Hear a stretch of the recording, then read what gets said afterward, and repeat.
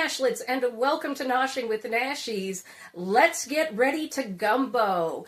Mardi Gras is right around the corner, and so I thought gumbo would be the perfect dish to celebrate, as well as incorporate Black History Month into it.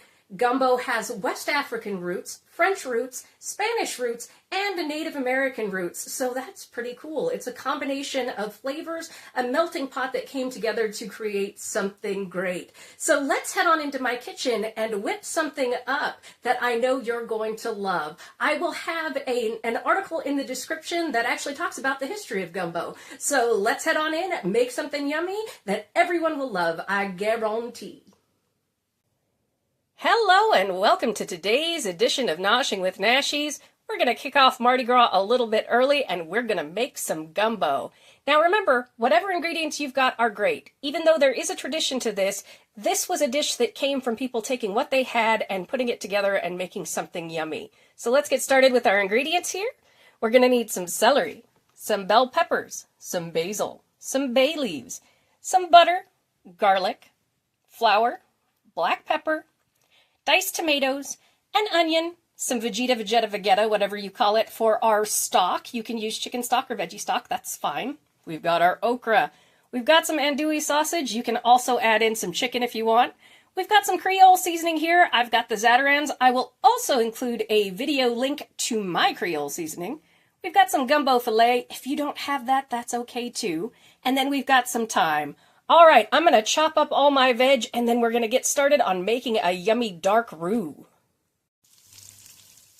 All right, folks, it is time to roux the day. Today we are going to be making a dark roux for this. If you don't know how, never done it before, follow along with this. And you can always do a light roux if you're just worried about burning anything. It takes a little bit of time to get used to this. So in my Dutch oven here, over medium heat, which is 5 on my stove, and I'm most likely going to cut it back to 4 because we want a medium low, I have melted a half a cup of butter, which is 1 stick. You can see it's quite a bit of butter. We are going to come in now, and we are going to whisk in a half a cup, look at how cute my measuring cups are, of flour.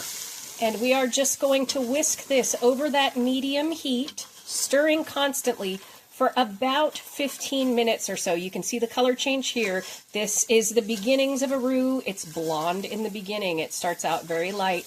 And we're just going to toast this flour. It gives our gumbo a wonderfully nutty flavor that just can't be beat. It just offers something, it's hard to explain. It's very much an umami type thing.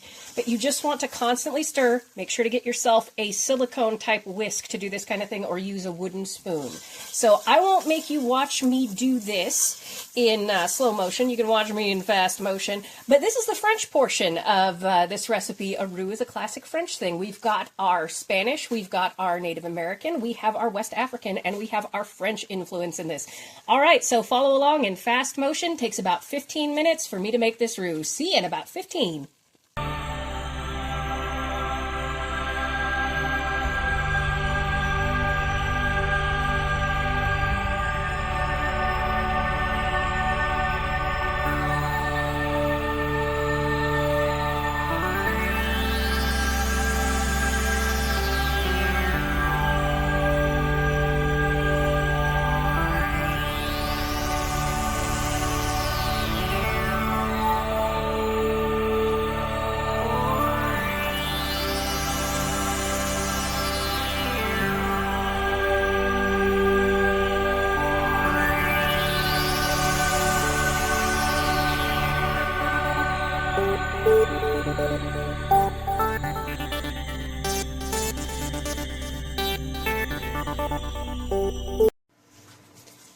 All right, folks, that took me 13 minutes to get this absolutely beautiful, just deep caramel brown. Now, you can go darker than this if you want to, but you're really going to have to watch your roux at that point because it will burn quick, fast, and in a hurry.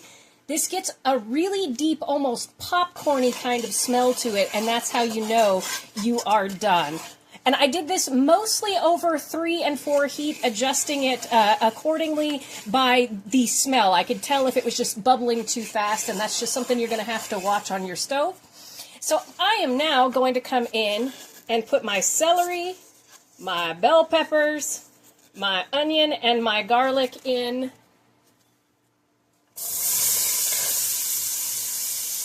And we're going to cook this for 8 to 10 minutes until everything is nice and soft in our roux here.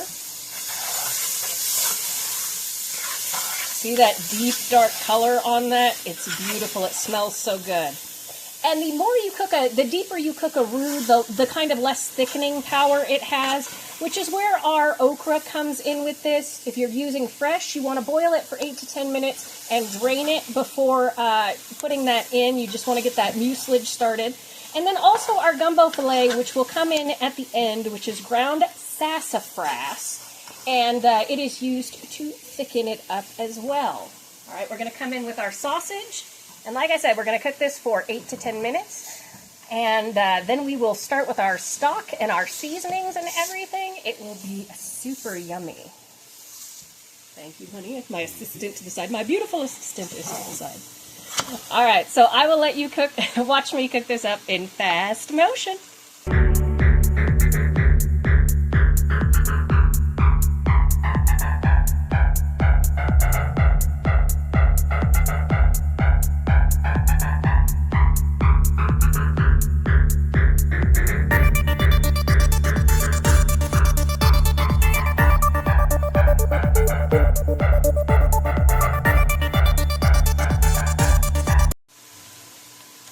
Folks, it's been about 8 minutes and our onions are nice and translucent, our bell peppers, our celery are nice and soft, our garlic is fragrant. This smells absolutely amazing, let me tell you. It is just gorgeous. So we are going to come in with our other ingredients here. I have a 14.5 ounce can of diced tomatoes. I'm going to add that in. We are now going to add in, this is a 12 ounce bag of frozen okra.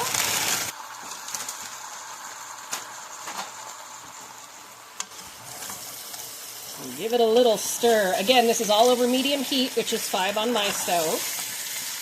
And we are going to go ahead and come in. I do about 5 cups of water, and you're going to notice if you're using stock or broth, you want low sodium on this, because we're going to have a lot of flavors coming out of our sausage. We're going to have a lot of flavors in the seasoning that we're about to add. So we want to taste it before we add in any extra to make sure that we're not going to be overly salty. All right, give that a stir. And then we are going to come in with 2 bay leaves. And then what I have in here is about a teaspoon of pepper. We've got a tablespoon of basil, a tablespoon of thyme, and we have about a teaspoon and a half of that Zatarain's Creole seasoning. Again, I will link my own personal Creole seasoning in the description there because it's really good, but the Zatarain's is great. And I'm just going to stir this for just a minute. And then we are going to give it a taste to see if we need to add some of that Vegeta or if we want a little bit more of that Creole seasoning. So this is where you get to get creative and do it basically to your taste, how much salt you want, how much spice you want. You can add more cayenne pepper to this, like 1 teaspoon of cayenne pepper and 1 teaspoon of salt if you don't have your own Creole seasoning. All right, let's give this a quick taste. See where our salt level is. Okay, so to this I'm going to add 2 teaspoons of my Vegeta. Because I can tell that's what it's going to need. Oh, it tastes so good already. So I'm going to add just 2 teaspoons of my Vegeta. Vegeta has an umami to it. It is a beautiful seasoning, can be used in soups, stocks, stews, on vegetables, anything, and you will see me use it a lot. All right, so what I'm going to do is keep this on medium heat. I am going to put a lid loosely on the top, and we are just going to let this cook and thicken up and get beautiful for about 20 minutes while I cook up some rice on the side. And at the very end, we will turn off our heat and we will add our gumbo fillet. All right, I'll see y'all when this is nice and thick and bubbly and looking beautiful. See you in a bit. All right, our gumbo is nice and thick and bubbly. I have cut off my heat because I am now going to add 1 teaspoon of gumbo filé, which is ground sassafras. And the reason why we don't want the heat on and we don't want to cook this in is because this has a lovely root beer kind of licorice flavor to it. It also thickens a bit, but the longer it cooks, it tastes kind of bad. It gets bitter, it gets kind of stringy, it's just not pleasant. So we take this and we mix this in as we have cut off our heat and make sure to give it a good stir. It just lends this incredibly unique quality to gumbo. It just makes it beautiful. All right, now that I've stirred this in, I'm going to set us up for our final shot, and I will see you in just a minute. Oh, and while this was bubbling, I did taste test it, and I ended up adding 1 more teaspoon of my Creole seasoning, so that makes it 2.5 teaspoons of Creole seasoning that I used in total. Okay, now we're going to go over and plate it. And here we have a beautiful serving of gumbo. Thank you so much for joining me for today's edition of Noshing with Nashies. And remember, if you come to a fork in the road, pick it up and have a nosh with Nashies. Please like, comment, share, and subscribe, and I'll see you in the next one. Bye!